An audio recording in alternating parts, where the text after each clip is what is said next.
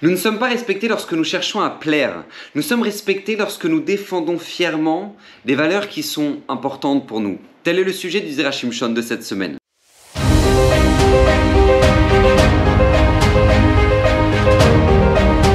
Alors le Zera Shimshon de cette semaine, Bezrat Hashem, est dédié pour l'élévation de l'âme de Mordechai ben Gabriel. Et je suis très heureux de pouvoir partager avec vous cette nouvelle série d'études du Zera Shimshon chaque semaine. Maintenant, avec l'introduction du Sefer Shemot, vous savez que le Zera Shimshon, je le rappelle, a promis que tout celui qui l'étudiera régulièrement méritera d'une multitude de bénédictions, et je vous assure, c'est quelque chose d'incroyable, d'accord? Je le vis moi-même dans ma vie, donc c'est pour ça que je veux vous le faire partager. Vous en avez, Baruch Hashem, une multitude sur ma chaîne YouTube maintenant désormais, alors partagez-les et enrichissez-vous de cette étude qui est tout simplement incroyable. Et j'aimerais justement cette semaine partager avec vous un sujet d'actualité, d'accord, pour changer, un sujet d'actualité très important. Pourquoi? Parce que justement, il y a une question qui est flagrante quand on arrive dans le Sefer Shemot, c'est que comment est-ce possible qu'il y ait une telle haine de la part des Égyptiens pour les Bnei Israël, alors que je tiens à rappeler que historiquement, quand même, on a quand même beaucoup aidé en Égypte, d'accord? On va dire ça comme ça, d'accord? Parce que si jamais maintenant nous, en tant que, d'accord, juifs français, on se souvient que De Gaulle est venu, a dit français, français, et puis tout le monde se souvient de la fameuse déclaration de Gaulle à la fin de la guerre pour la libération, et tout le monde ressentait une profonde reconnaissance envers tous ces actes de libération pour sauver la France de l'Allemagne nazie, etc. Et là, je tiens à vous rappeler quand même que Yosef, c'est quand même autre chose, d'accord? C'est-à-dire que la reconnaissance que doit ressentir l'Égypte envers Yosef est bien plus grande que la reconnaissance que doit ressentir la France pour De Gaulle. D'accord? Quand même, parce que d'accord, historiquement, Yosef, c'est lui qui a propulsé l'Égypte au rang de la première puissance mondiale. C'est-à-dire qu'à l'époque où maintenant le monde entier, dont l'Égypte, aurait pu tomber dans une famine terrible, d'accord, dans une famine terrible, qui aurait pu entraîner des milliers de morts, etc. Et ben lui, Yosef, va sauver l'Égypte avec l'interprétation du rêve de Paro et avec la gérance absolument incroyable financière qu'il va faire justement en emmagasinant pendant les 7 années d'abondance pour les 7 années de famine qui allaient suivre. C'est quelque chose d'incroyable ce qu'il a fait Yosef. Les pays de toute la région venaient se nourrir en Égypte et ils pouvaient marquer le tarif qu'ils voulaient. D'accord? L'Égypte s'est enrichie de manière incroyable. D'accord? C'était pachout, incroyable. Et là, qu'est-ce qui se passe d'un coup? Ben voilà, les descendants, les arrière-petits-enfants de Yosef vont finir en tant que briques, d'accord, pour construire des pyramides. Et là, ça paraît incroyable. Comment est-ce possible que l'Égypte n'ait même pas cette reconnaissance envers les descendants de Yosef, envers les descendants d'Yaakov, qui ont été la source de bracha pour tout le pays? Comment est-ce possible? Comment ça marche? Et en fait, le Zera Shimshon nous ramène un midrash qui répond justement à cette question. Et le midrash est terrible. Je l'annonce, le midrash n'est pas facile à entendre. Le midrash nous dit que la raison pour laquelle maintenant va s'éveiller cette haine des Égyptiens pour les Bnei Israël vient tout simplement du fait qu'ils vont abandonner la mitzvah de la Brit Mila. Le fait que les descendants des 12 tribus qui sont en Égypte vont abandonner la mitzvah de Brit Mila va entraîner que l'amour des Égyptiens va se transformer en haine et ils vont détester le Ham Israël. Pourquoi? Comme ça demande le Zera Shimshon. Pourquoi cette mitzvah particulièrement protéger le clan Israël? Et pourquoi maintenant, c'est le fait que maintenant de l'avoir arrêté va entraîner une telle haine? Et là, écoutez bien, c'est un principe fondamental, et c'est un principe fondamental dans lequel maintenant nous ne devons surtout pas tomber, parce que justement c'est un principe qui est vital pour notre peuple et pour notre histoire. Ce principe est très simple. Nous ne devons jamais chercher à plaire. Nous devons chercher à être des références dans les valeurs. Voilà notre rôle. On ne doit pas plaire. Parce que qu'est-ce que se sont dit les Bnei Israël? Ils vont dire, attends, mais on ne peut pas continuer la Brit Mila, c'est un acte bizarre aux yeux des Égyptiens, et puis les Égyptiens ne font pas ça, et puis justement, il faut au contraire se mettre sur la même longueur d'onde qu'eux, on est obligé de partager les mêmes valeurs, on est quand même chez eux, en Égypte, d'accord? Eh bien ça, c'est l'erreur dans laquelle est tombé le Ham Israël, et l'erreur dans laquelle maintenant on ne doit jamais tomber.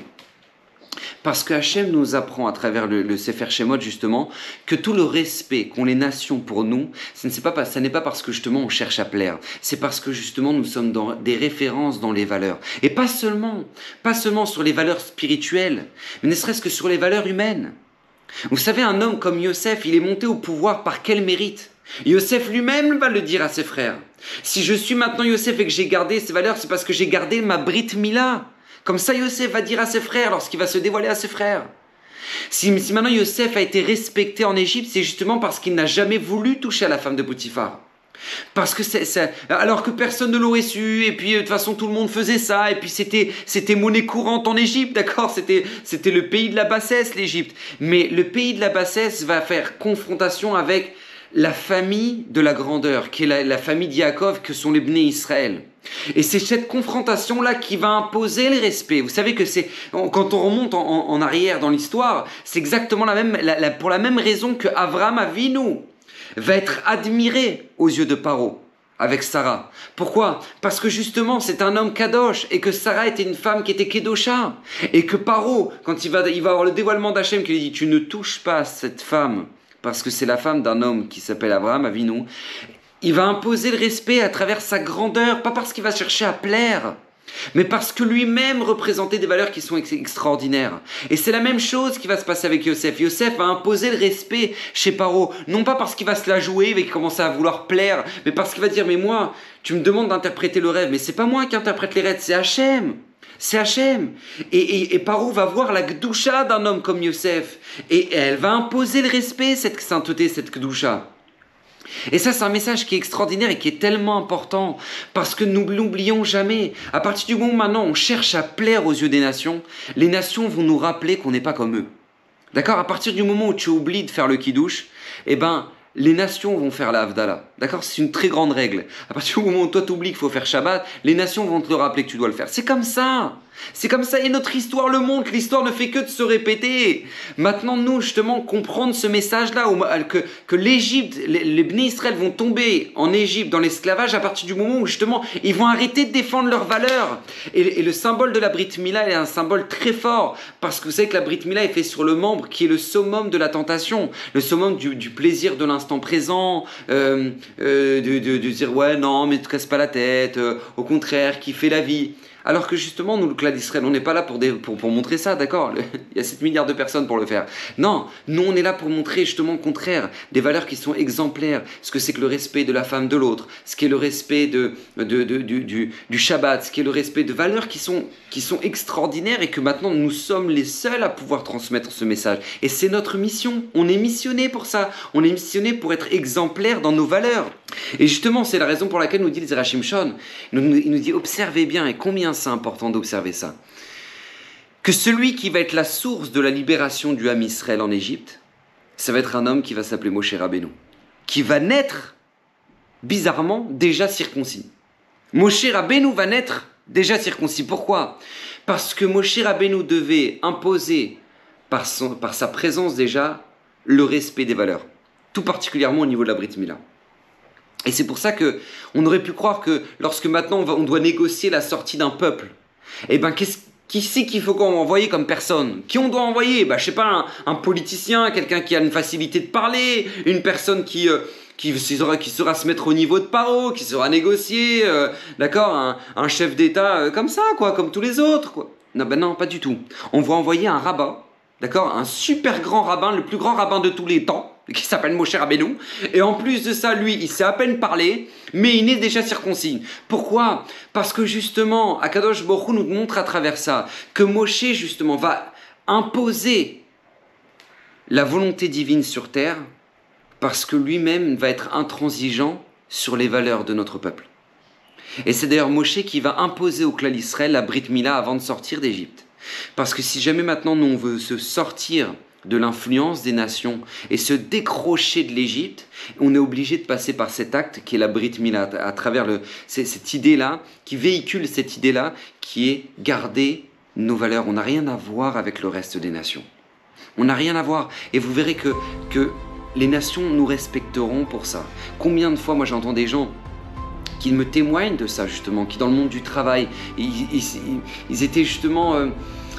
ils étaient un peu embêtés parce qu'ils se disaient comment je vais dire à mon patron que je fais Shabbat, que je vais partir plus tôt le vendredi, comment je vais dire à mon patron que je dois poser les jours de fête, Mais à partir du moment où maintenant toi-même tu es clair sur tes valeurs, toi-même tu es intransigeant sur tes valeurs, bien évidemment toujours dans le respect, mais tu es intransigeant sur tes valeurs, tu verras que les nations te respecteront pour ça. Et ton patron qui sera goy, il te respectera pour ça, parce que lui-même verra chez toi des valeurs qui sont importantes. Et comme c'est important chez toi, alors il le ressentira. C'est comme ça. Et c'est exactement ce que nous transmet le Zera Shimshon. À l'introduction du Sefer Shemot, justement, qui est justement la chute du clan Israël, qui est descendant de Yosef, qui imposait le respect aux Égyptiens, que le monde entier respectait, que l'Égypte respectait. On tombe dans une chute vertigineuse qui est l'esclavage. Justement pourquoi ? Parce que justement, on n'a pas su respecter nos valeurs. Nos valeurs qui sont des valeurs de base, qui sont les valeurs de la Brit Mila.